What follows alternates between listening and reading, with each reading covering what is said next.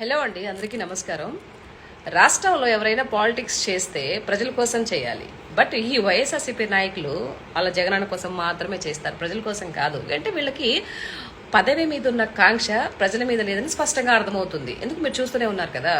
ఈవిడ రోజా రెండు విషయాలు మాట్లాడుతుంది. ఫస్ట్ విషయం ఒకటి ఏంటంటే ప్రజలకు తెలుసుకోవాలి. ఈవిడ మన టీటీడీ చైర్మన్ బిఆర్ నాయుడు గారి గురించి మాట్లాడుతుంది. ఆయనంట వెంటనే రిజైన్ చేయాలంట, ఎందుకంటే ఈ వెక్కి కూర్చుంటుందంట ఆడ ఆ సీట్లో. అవును, మరి ఆడ అంతా ఖాళీగా నీకోసం ఎదురు చూస్తున్నారు. ఏం మాట్లాడుతున్నావు? మీరు గతంలో మీరు చేసే తప్పులు ఆ లెక్కలు అవన్నీ లొసుకులన్నీ బయటకు తీస్తున్నాడని చెప్పేసి ఆయన మీద అక్కస్తో మీరు మాట్లాడుతున్నారు. ఆయన ఏం పాలిటిక్స్ చేసే మనిషి కూడా కాదు. పొలిటికల్ కూడా ఎప్పుడు మిమ్మల్ని అనలేదు. కానీ ఆయన ఎప్పుడైతే చైర్మన్ అయిన తర్వాత అక్కడ ఏవైతే లెక్కలు ఆ విధి విధానాలన్నీ వాటిల్లో తప్పులు కనిపిస్తున్నాయో ఆ తీసి మాట్లాడితే మీకు నొప్పేస్తుంది, మీకు ఎక్కడో బాధేస్తుంది. నువ్వు టికెట్లు అమ్మి ఎక్కడ సొమ్ము చేసుకుని ఆయన బయటకు తీసుకొస్తాడని ఆయన మీద అక్కస్సుతో రిజైన్ చేయాలి అది ఇదని చెప్పేసి మాట్లాడుతున్నావు. నీ ఉడత బెదిరింపుడికి ఎవరు భయపడ్డు ఇక్కడ. బిఆర్ నాయుడు గారు ఎలాంటి మనిషి రాష్ట్రం మొత్తానికి తెలుసు. నీకు మళ్ళీ పదే పదే చెప్తున్నాను, నువ్వు మళ్ళీ అట్లాంటి మనిషిని నువ్వు నిందించి మాట్లాడావనంటే ఆ భగవంతుడు కూడా ఊడుకోడు. ఈసారి నువ్వు ఇంక పతనమే, నీ చరిత్ర అయిపోతుంది. ఓకేనా? ఇంకొకసారి నోరు తెలిసి మాట్లాడబాకు. తర్వాత రెండు, ఏబిఎన్ రాధాకృష్ణ గారి గురించి అవాకులు చవాకులు వేలుతున్నావు. అట్లాంటి వాళ్ళు ఇది బ్రోకర్లా నోట్లకి ఏ మాట వస్తే మాట్లాడేస్తావా? బ్రోకర్స్ ఏంటి తిరిగి అదే మాట అంటే తల ఎక్కడ పెట్టుకుంటావు నువ్వు? ఒక మాట మాట్లాడేటప్పుడు ఒక పద్ధతి అనేది ఉంటుంది. ఆ పద్ధతి మాట్లాడడం రాదా నీకు? ఎంతసేపు నువ్వే పెద్ద బూతులు మాట్లాడతావు. నువ్వు ఎట్లా మళ్ళీ ఎలా ఉందంటే దెయ్యాలు వేదాల వల్ల ఇచ్చినట్టు మాట్లాడుతున్నావు. ఆల్రెడీ రాధాకృష్ణ గారితో నువ్వు 2 సార్లు ఏమో RK open heart with Radhakrishna ఏదో ప్రోగ్రామ్ కూడా చేసావు. అందరూ ఒకసారి చేస్తే నువ్వు 2 సార్లు చేసావు. ఎందుకు చేసావు? అప్పుడు రాధాకృష్ణ గారు నీకు మంచిగా కనిపించారు, ఇప్పుడు చెడుగా కనిపిస్తున్నారా? చూసారా ప్రజలు ఈ శాస్త్రాలు చూసారా? కానీ ఇంకొక విషయం ఏంటంటే బూతులు మాట్లాడడం స్టార్ట్ చేసింది మీ పార్టీ నాయకులు. మళ్ళీ నువ్వు బూతులు మాట్లాడకూడదు, బూతులు రాస్తున్నారు. మీ సాక్షి మీడియాలో ఏం రాశారో తెలియదా? జగన్మోహన్ రెడ్డి గారు సొంత చెల్లెల గురించే పచ్చచీర కట్టుకుని అడిగి పోయారు పత్రికలు వేయడానికి. దాన్నే వక్రీకరించి మాట్లాడిన వ్యక్తి సొంత చెల్లెల గురించే.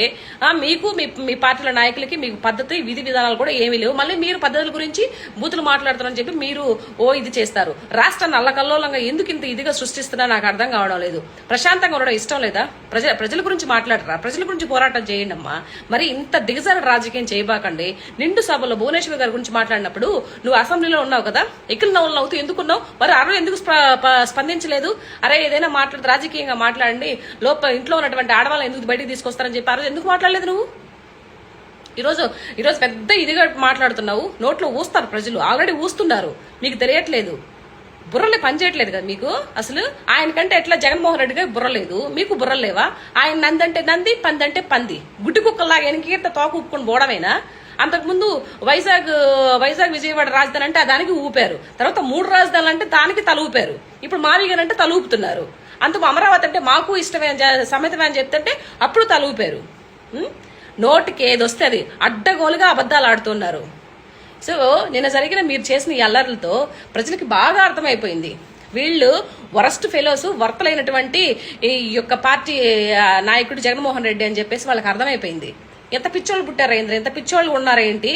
అసలు ఏమన్నా వినడమే కానీ కళ్ళారా చూస్తున్నాం పిచ్చోళ్ళు అంటే ఏంటని చెప్పేసి ప్రజలు బాగా అర్థమైపోయింది వాళ్ళకి. సో ఇలాంటి శాస్త్రాలు బంద్ చేయండి ఇప్పటి నుంచి. నోటికి ఏదొస్తుంది మాట్లాడడం కాదు. ప్రజలు చూసుకోండి, ప్రజలకు ఏం చేయాలో అది మేలు చేయండి. ఇప్పుడున్నటువంటి రాష్ట్రం ఏదన్నా మిస్టేక్లు చేస్తే దాని గురించి మాట్లాడు, అంతేకాని వాళ్ళు ఇలా అన్నారు వీళ్ళు ఇలా అన్నారు. రాధాకృష్ణ గారు ఎలాంటి వ్యక్తి అందరికీ తెలుసు. నీకు ఈరోజు నచ్చకపోతే నువ్వు ఆయన గురించి అవాకులు పేలుతావా?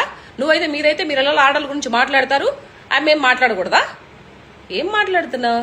నీ దగ్గర నుంచి స్టార్ట్ అయింది కర్మ. ఎవరిని ఊరికే వదిలిపెట్టదండి. నీ నోటి దోలకి నువ్వేదైతే మాట్లాడుతుంది అది నీకే వస్తుంది. గుర్తుపెట్టుకో, తస్మాత్ జాగ్రత్త. అదుపు తప్పి మాట్లాడబాకు, ఓకేనా? పోయి నిన్న నువ్వు అరుస్తుంటే ఎక్కడ పోతావనిపించింది. దగ్గర ఏదన్నా ఉంటే మంచిని తీసుకొచ్చిద్దాం అనుకున్నా, అట్టయింది పోతావేమోనని. తొందరగా పుట్టుకుమని పోతే ఎట్లక్క మళ్ళీ మాకు ఇబ్బంది అయిపోదు. మేము మళ్ళీ మాట్లాడాలంటే మాకు అపోజిషన్లో ఉండాలి కదా, అది నువ్వే కదా ఆణిముచ్చానివి. అట్లా పోమాక, గబక్కని మాట్లాడబాక, సరేనా? ఓకే అక్క, సరేలే, ఇంకెప్పుడు ఇలా మాట్లాడబాక, సరేనా? అందరికీ నమస్కారం అండి. మానసిక వికలాంగుడైన జగన్మోహన్ రెడ్డి అలియాస్ మావిగన్ జగన్మోహన్ రెడ్డి, ఈ పేరు రాష్ట్రానికి కంటే కూడా జగన్మోహన్ రెడ్డికి చాలా బాగుంది కదండి. అధికారం ఉంటేనేమో నోటికొచ్చిన బూతులు మాట్లాడిన జగన్మోహన్ రెడ్డి అతని బ్యాచ్ అధికారం కోల్పోయినాక మహిళల మీద తెగ ప్రేమ ఒలకబోస్తూ నీతులు చెప్తున్నారండి. నాకు తెలియకడుగుతానండి, అసెంబ్లీ సాక్షిగా నారా భువనేశ్వరి గారి వ్యక్తిత్వ హననం చేసినప్పుడు ఈ మానసిక వికలాంగుడైన జగన్మోహన్ రెడ్డి అలియాస్ మావిగన్ జగన్మోహన్ రెడ్డి ఎన్నిసార్లు ఖండించాడండి? అధికారంలో ఉండగా ఆ గంట అరగంట అంటూ రాంబాబు వీడియో కాల్ చేసి మహిళల్ని వేధిస్తూ మా గోరంట్ల మాధవ్ అనంతబాబు మహిళల్ని వేధించినప్పుడు వాళ్ళ మీద ఏం యాక్షన్ తీసుకున్నాడండి ఈ మానసిక వికలాంగుడైన జగన్మోహన్ రెడ్డి అలియాస్ మావిగన్ జగన్మోహన్ రెడ్డి? సాక్షి మీడియా వేదికగా రాజధాని మహిళలను అవమానించినప్పుడు ఈ మానసిక వికలాంగుడైన జగన్మోహన్ రెడ్డి ఏం యాక్షన్ తీసుకున్నాడండి? ఎన్నిసార్లు ఖండించాడండి? అదేవిధంగా Jaganmohan Reddy social media psycho పిల్లగాళ్ళంతా కూటమి మహిళా నేతల్ని అసభ్యకరమైన పోస్టులు పెడుతూ మహిళల్ని వేధిస్తుంటే ఇప్పటికీ ప్రతి టీడీపీ జనసేన మహిళా నేతల వీడియోల్లో కానీ పోస్టుల్లో కానీ అసభ్యకరంగా తిడుతూ కామెంట్లు పెడుతుంటే వాటి మీద ఈ మానసిక వికలాంగుడైన జగన్మోహన్ రెడ్డి అలియాస్ మావిగన్ జగన్మోహన్ రెడ్డి ఏం యాక్షన్ తీసుకున్నాడండి? ఎన్నిసార్లు ఖండించాడండి? దీని మీద క్లారిటీ ఇవ్వాలి.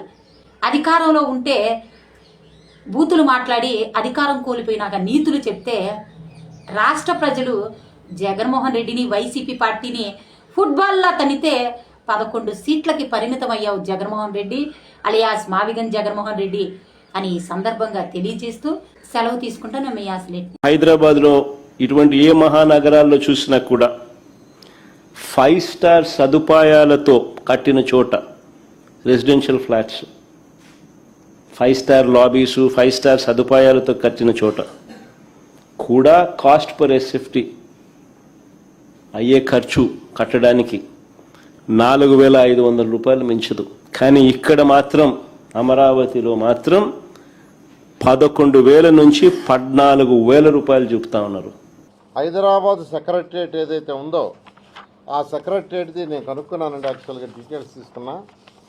వాళ్ళు ఫస్ట్లో 615 కోట్లతో టెండర్ ఇచ్చారు.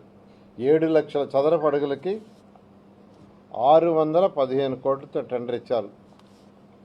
తర్వాత 10,34,000 చదరపు అడుగులు కట్టారు. 10,34,000. దానికైనా మొత్తం ఖర్చు ఎంత అంటే దానికైనా ఖర్చు 1,432 కోట్లు.